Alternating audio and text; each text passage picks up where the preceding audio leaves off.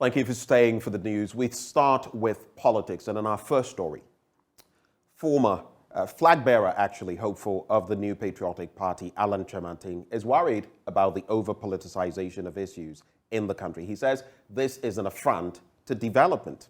The former trades minister believes Ghana needs a new leader who will work to reconcile and bring all sides together, irrespective of one's religious, political, or ethnic alignment, which he thinks he is better placed to do. Upper West Regional correspondent Rafiq Salam now reports. The former Trades and Industry Minister, Alan Kyerematen, arrived at the Warner's Palace in the company of some former government functionaries, national and regional executives of the New Patriotic Party, NPP.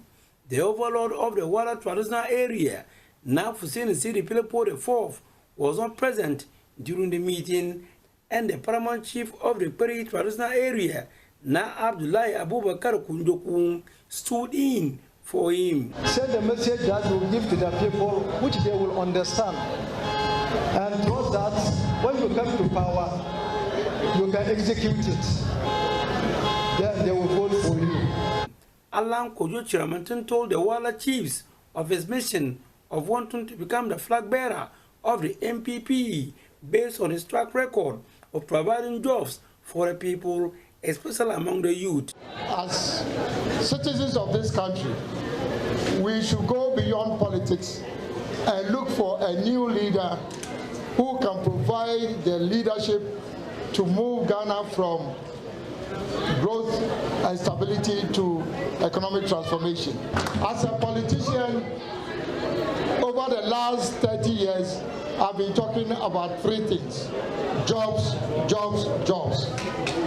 So the time has come, my very revered chiefs, for you to have a new leader who would focus on jobs and job creation. He noted that Ghana for now needs a new leader who can bring the people together, irrespective of one's political, religious, or ethnic background. The politics in our country is too divisive. You cannot have development when people are divided on almost every issue in this country. So you need a new leader who will reconcile the country, heal the people, somebody who all people in this country, irrespective of their political affiliation or ethnic affiliation, would respect and have confidence in. My very respected chiefs, Tinanas, and then Imams, Queen Mothers, I think I represent the person who will combine all these things that I've been talking about. Alan Kyerematen appealed to the chiefs and opinion leaders of war to do a silent campaign for him to enable him win the NPP presidential primaries. This is my humble appeal to you, that first you whisper and talk to the delegates in our party to elect me to lead our party, and at the appropriate time also to talk to them to select and elect me to lead our country. He assured the people that he will not turn his back on them should he ever become president of the country. I want to assure you, I want to use this platform to assure you that if it is Allah's will that I become the president of this country, I will not forget the Wala tradition and the people of this area. However, there is a growing perception here that the former Trades and Industry Minister has never been to the Upper West region, if not for a campaign for a flag bearership race. An assertion that spokesperson Yobo Samoa parried away. I don't believe that is absolutely accurate because his ministry has several projects in the region. No, he couldn't have not been here if those projects are here because he's a very hands-on minister. Wherever there are projects, he makes sure, even if it's one factory, he makes sure that he steps foot there at least once. So once there are ministry projects in the region, I am certain that he has been here several times before. The Alan campaign team is on phase about the means of endorsements that Vice President Dr. Mahmoud Baumia seems to be getting. For them, they don't see him as a stumbling block to their victory. How do you determine that the main opponent is the vice president? We don't consider the main opponent to be the vice president. We consider Alan in a competitive field where he's ahead and he will win. Yeah. No. Listen, Alan has done this severally. He has competed against who we call the tiger in the house, the man-eating tiger in the house, 3 times. You are aware of that? Sure. And today, the man-eating tiger is no more. So who is the one who is going to step into the tiger's shoes? It is Alan Chiramating. Reporting for Joy News, Rafik Salam. Wow. Well, staying in the realm of politics, former General Secretary of the Ghana Medical Association, Dr. Titus Bayu, says his decision to leave the medical profession to become a parliamentarian is for a good cause. Now, speaking to the media after filing his nomination to contest the Lambusi seat, he noted that given the opportunity, he would retool and rebrand the National Democratic Congress for it to be the only party of choice in his constituency. We go once more to Rafik Salam, who reports. The 41-year-old clinical epidemiologist Titus Bayu interacted with the media after filing his nomination test to contest the orphan Lambusi constituency seat. First spoke about why he wants to leave the medical profession for politics. It is for a good cause, and we will not let you down. Look at Lambusi. We remain the only district without an inch of tarred roads. Look at our party office.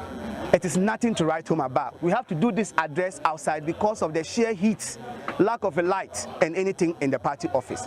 Dr. Bayu is coming on some basic principles. First, to revive, retool, and revamp our party. In the coming days, we are going to resource the party from all the branches through to the constituency level and get our party to work. He talked about rebranding the NDC to be the only choice for the people of the constituency. We are going to rebrand the NDC in Lambusi to become a party that will win elections in perpetuity. And it will be a strong and vibrant force to reckon with. The next thing we are going to be looking at is our health sector. I think my involvement in the health sector in Lambusi is known to all of you. I was part of the first team of doctors to perform any surgery in the district. For years, Lambusi district, of over 50,000 people, not a single surgery could be performed here. Our women had to travel to adjoining district to have simple surgery like cesarean section. We have changed that narrative, and we are continuing to change it. We have seen that from the ranking from one of the media portals, Lambusi district ranks last out of the 11 districts in the BEC performance.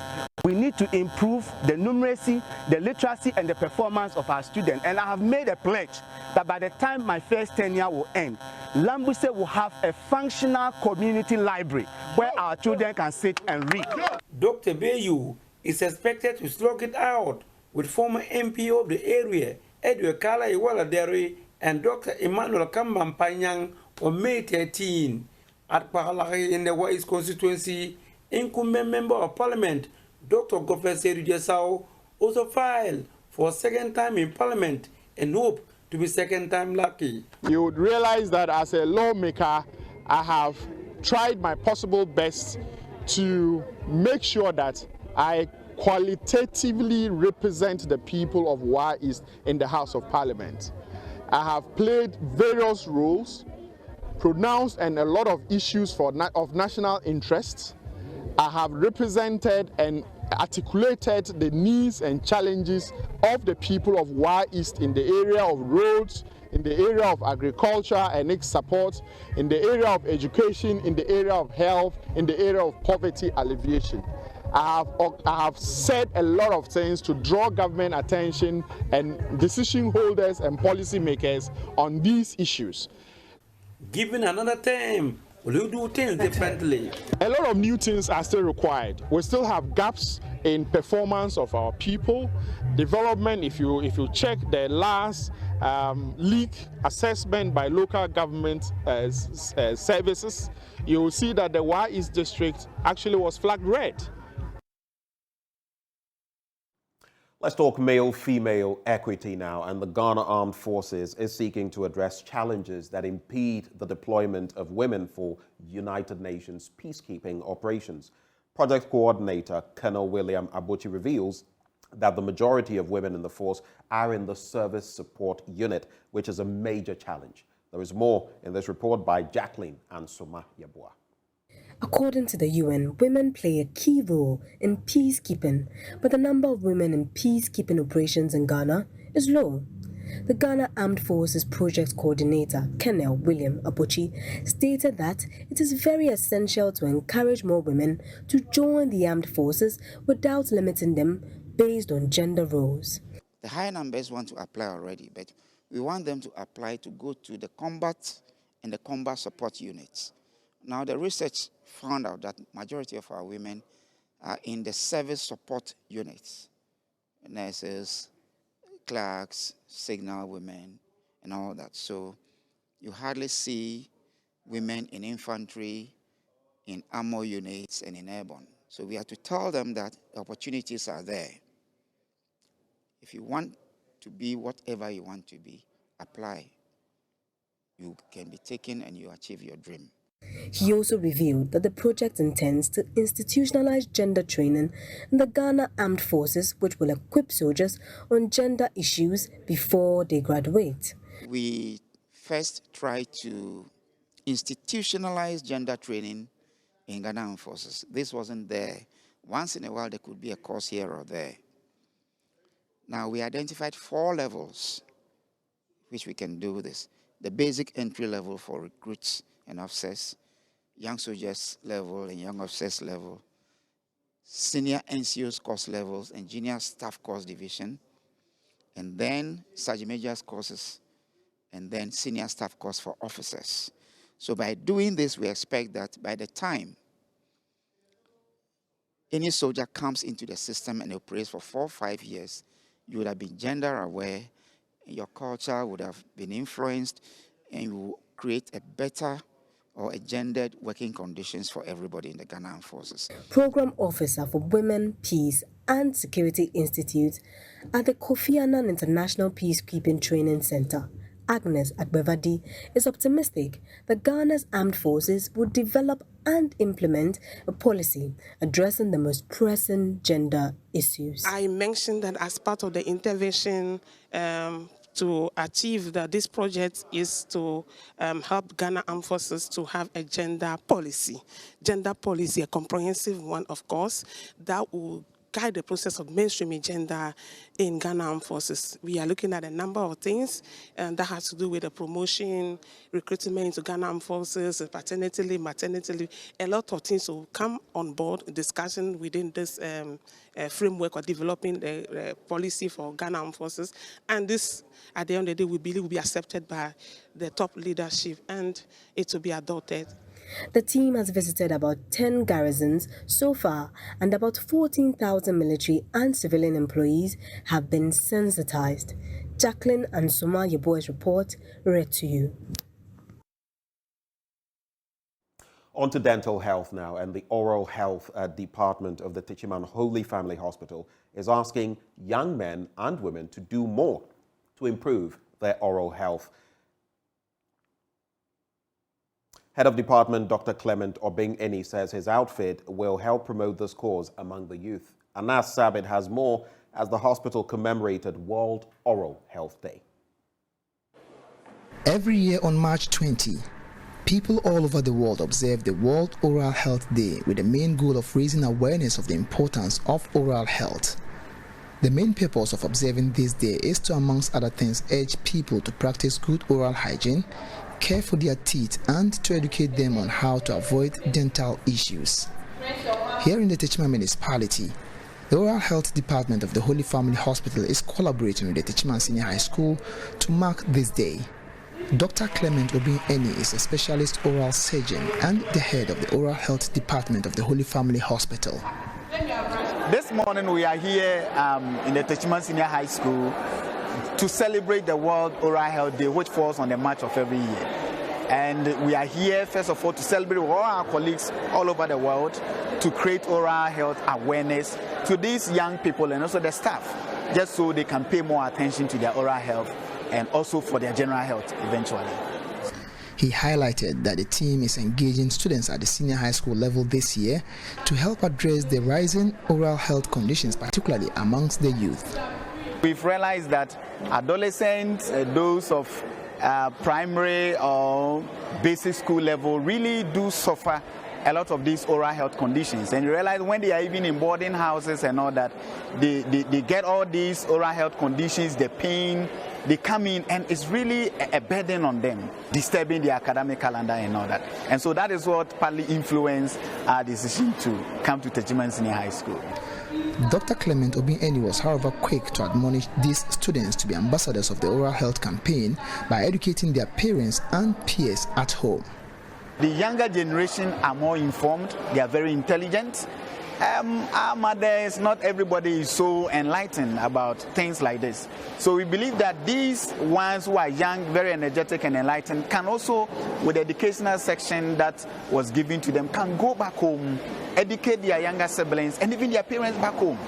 When it comes to the dietary habits, brushing habits, they are better ambassadors of the information we are churning out, keeping their oral health for their general health. Yeah. Madam Eunice Owusu Ababiyo is the Assistant Headmistress Administration at the Techiman Senior High School. She was excited at the observance of the day in the school and asked that both the students and the staff present have been educated on the need to keep their teeth healthy. Really, we are very excited because we've been educated enough. We've been introduced to the do's and don'ts when it comes to dental care. This time around, we've realized that it is good to visit the dentist at least twice in a year. And you realize that most of our students didn't know that they will have to go to the hospital and visit the dentist. And so from today, they will start visiting them. Some of the students who spoke to Joy News were full of praise to the Holy Family Hospital for the education session and asked that they will help educate others on the need to adhere to good oral hygiene. What I learned today is how to take care of the teeth, and they said many things, but what I learned was we have to brush our teeth twice daily, and we shouldn't take gum which contains plenty sugar. We have to take sugar-free gum, and we have to use brush which is medium and is soft. We don't have to use hard brush to brush our teeth, and we have to take very good care of our teeth. What I've learned, and from here what I also find out from my colleagues, so when I go home I will sit my family down and I educate them. When I came to school, this is what I've learned, so I also make them to be aware of some of these things so that their teeth can also be kept proper. The theme for this year's World Oral Health Day is Be Proud of Your Mouth. Anna Sabit, Joy News, Techiman. Now in our final story, a non-governmental organization in the Afajato South district of the Volta region, Amenuveve Incorporated, has launched a reusable sanitary towel product, Volta Pads. The initiative will end period poverty in the district, promote menstrual hygiene, curb teenage pregnancy, and protect the environment. The sanitary towel, which is produced with degradable materials by locally trained seamstresses, would also curb the high incidence of urinary tract infections in the district. Period poverty is predominant in rural communities in Ghana, with female teenagers being the most affected. These females resort to unhygienic means by using clothes and other materials during menstruation, which results in infection among other health conditions. Some would have to trade themselves to get money to buy sanitary towels for use. This often leads to teenage pregnancy and school dropout. Noticing the ravaging effect of period poverty, Amenuveve Inc., a non-governmental organization, designed and produced reusable pads for young females in Woje, in the Afajato South district of the Volta region. Volta Pad is a waterproof pad made purely of cloth and no chemicals. And this can last a girl up to a year and a half. We are gathered here today to launch this product, which is the first reusable sanitary pad to be certified by the Ghana Standard Authority, and it's being produced right here in this edifice. And we are also here to commission the Island Borak Memorial Office, which was built in memory of Professor Rachel Cow. The product was developed with support of the Stern School of Business of the New York University. It was spearheaded by Professor Rahul Kowal and Professor Hans Taparia, who are both clinical professors in the Business and Society program at the New York University Stern School of Business. For the last 8 years, we've been working with our class and with the community to help set up businesses, that are owned and operated by the community. We have Volta Pads, we have Amunuveve, and these are businesses that are designed to solve very big problems in the world. They're also designed to create livelihood for the communities, and again, permit the community to control its own destiny. That's how they've been designed. So my request to all of you is to get involved. The Afadjato South District Director, Christopher Mbabil, who lamented the high incidence of urinary tract infection in females, lauded the initiative. Urinary tract infection in Afadjato South is part of the top 10 diseases that has occurred for the past 3 years. And so we are grateful that this path will help to reduce urinary tract infections. Get us in this pad, Volta Pads. No girl will be exposed to teenage pregnancy. Get us in this pad. Our women will be having business and earning income. Get us in this pad.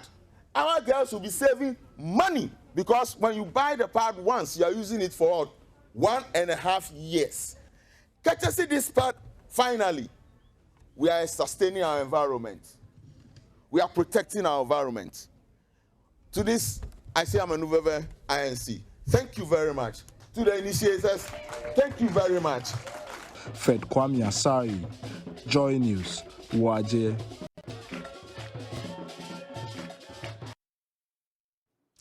And on that heartwarming note with dancing and all, we cap off the news, but stay with us. It's still Ghana Month.